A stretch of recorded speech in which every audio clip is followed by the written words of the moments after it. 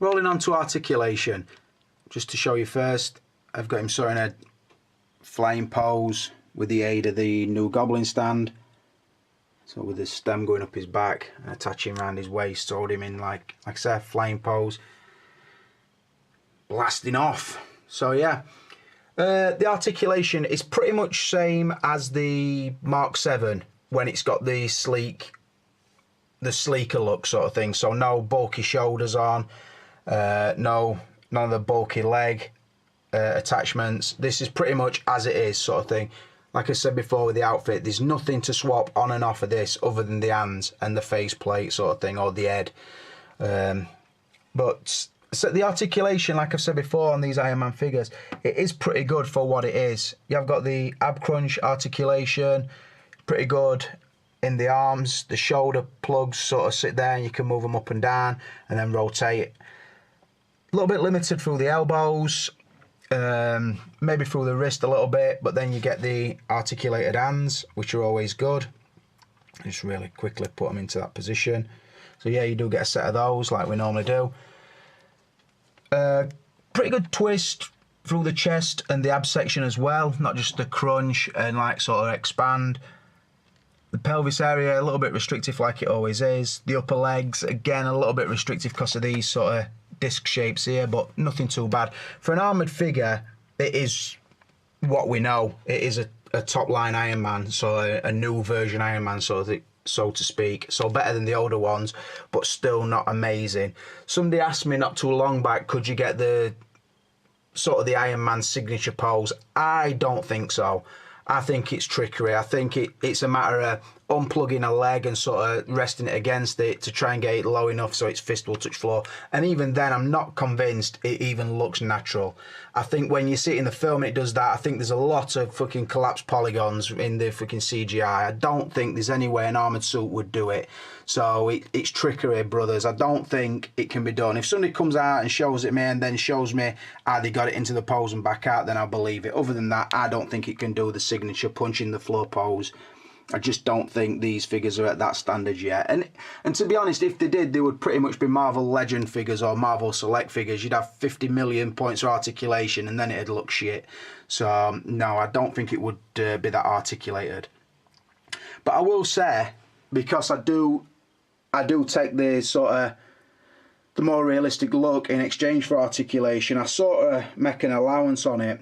So again, I have given it a 4 out of 5 for articulation, like I would normally give the later Iron Man figures, which is really good to say, like I say, because it is an armoured figure, and I think that's about as articulated as it really would be in real life.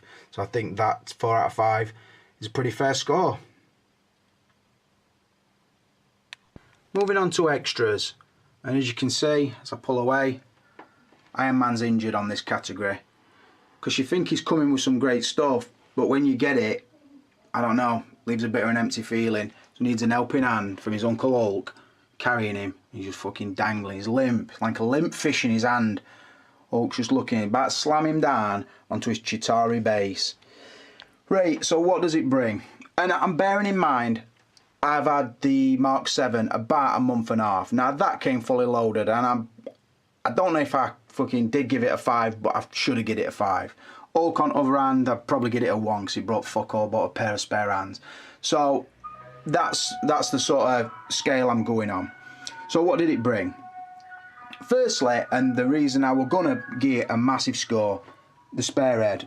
The Tony Stark in helmet head is really, really good, and that made me think, yeah, I'm gonna give it a 5 out of 5 because they're my rules. A spare head, a spare outfit, an awesome base would normally bump the scores right up. I do love that head, and I would probably, if I had this version, I would always display it with that head. I really do like it, rate it very highly, so buzzing it off. Moving just behind that head is this piece of shit fucking Chitauri weapon that we got with Captain America. It was cheap as fuck then, it's cheap as fuck still. No point to it at all other than to lay it on this base and fucking forget about it. Or melt it down and make something more interesting, I don't know. Piece of shit.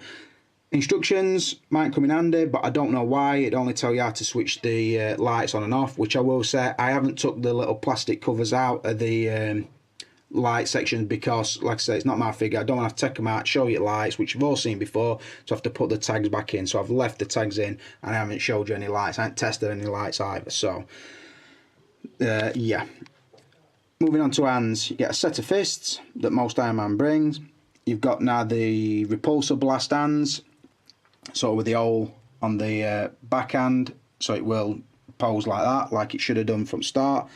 And then you get the right angle bend wrist section to sort of accommodate them. They'd fit together like that. So yeah, you get that. You get the rockets, which obviously this section pops out and that section goes on. If you want to see that, go to the Mark VII review on my channel.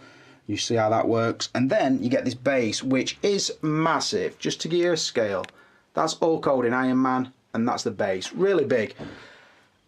A couple of things I don't like about it. It's heavy, so obviously it puts the shipping price up. In fact, it's really heavy. It's solid feeling. What I would say is the paintwork on it is really, really basic. I used to collect Marvel Legend figures for our Callum a few years back now, probably, I don't know, 8-10 years back. And each Marvel Legend used to come with a little diorama or a builder figure sort of thing. But the ones that came with dioramas were very similar to this. Like nothing out of ordinary. It's just, like I say, a sculpted Chitauri soldier laid on some gravel. With his legs sunk into it for whatever reason, I don't know. Like I said, just laid like that. Now, that's all well and good. And every Avenger had an attachment part that would have fit onto that, so I could have filled that whole shelf up with a big mound like that and have each Avenger stacked round. Then that would have been cool. There'd have been something really cool about it, because it's something that they hadn't done, like attachment bases before. Really good idea, I think. I've been crying out for that since the Super Predators come out from the Predators movie. But on this, I don't know, it's sort of much or a muchness. It was sort of, let's fill the box up with this diorama and everybody will think they're getting loads. So they're not. They're getting a cheap painted bit of plastic where the socket is in fucking wrong place for me. Because you get this crutch grab stand and it's right at back at stand. So you put him on it and all you can do is put 1 foot down there and 1 foot down there, or 1 foot down there and one stud on him, and then he's pretty much hid behind thing. You're looking at your shelf like that and you can't see it for Iron Man because he's behind this fucking thing. It doesn't make no sense to me. What they should have done is put that more central, I think. Put it somewhere there so he could stand clearly on top of him, so like sort of landing on him or whatever. And then they ought to give you a couple of holes, options for the flight pole stem, like on the Mark VI one, or on the Wolverine Sentinel head. It ought to have had some holes drilled so you could have the flight pole so you're coming down to land on it, and they never did that. And I think to myself, what a bunch of bullshit that is. It's fucking a good idea, I suppose, to start with, but they've just executed it badly for me. So the fact that that turned out as shit as it did is actually bringing the score down. Like I said, that's awesome. For me, it'd have been enough to put that in with that, and it'd probably got a better score than the fact it came with this, which is, don't know, good idea gone wrong.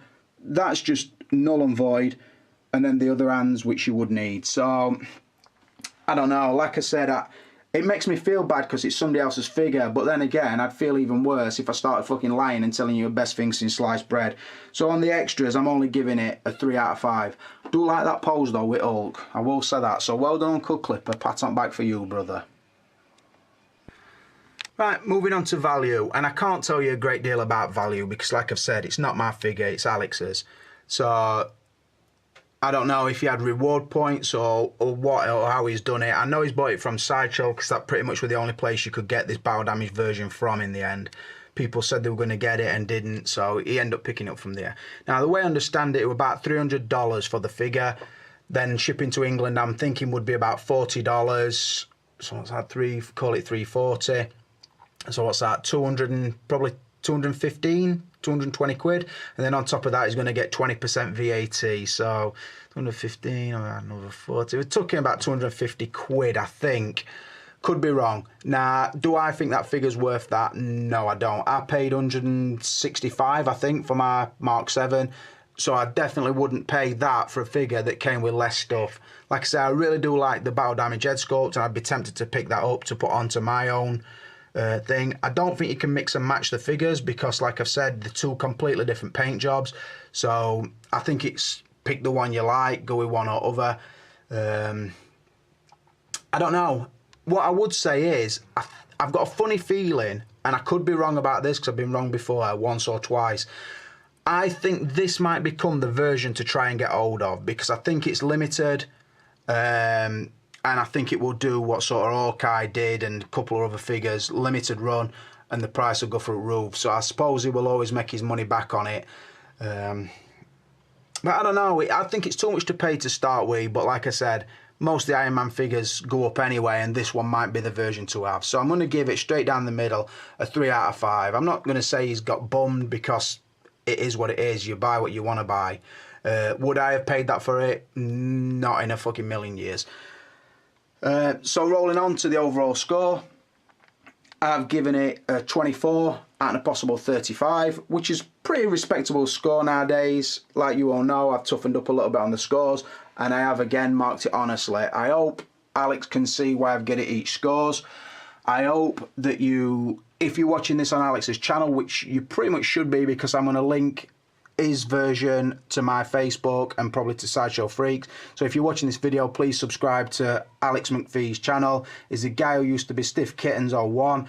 So if you subscribe to him and you've not been able to find him, this is where he is now. So please subscribe because it at least shows that you've watched this review, and like I say, it makes his favour what he's done to me is in lending it me, and my favour I've done to him as in reviewing it. It makes it all worthwhile, and it will boost his subscriptions a little bit. Just show him with the 6 main Avengers. I think that's looking pretty nice. I've not got more poses I want it to be. I've done it pretty much quick, just chucked them onto the shelf kind of thing. I'm in the middle of a bit of a clean down and thinking of some figures to sell, so that's why I put them there. Obviously, with my display, I would have the clean version Mark 7 up there, but like I said before, you get a battle damaged Captain America, and you've got your Hulk, and you could have a battle damaged Iron Man, and I suppose the display would be just as good. So, like I said, 24 out of a possible 35. Massive thanks to Alex for lending me this figure. I am now going to box it straight back up and get it shipped to you tomorrow, brother, because I don't like having it sat in house when it's a figure you bought. So I'm going to ship it back up. Again, I can't do it but apologise for how the box arrived. Obviously, it weren't my doing, but it's never nice to receive somebody else's thing and then have to be the one to say, oh, your box is fucked, by the way.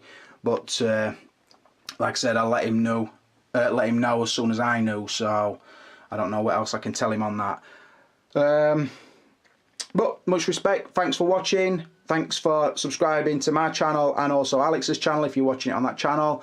Like it and leave a comment, please, brothers. And this is Clipper King for now, and I'm out of here.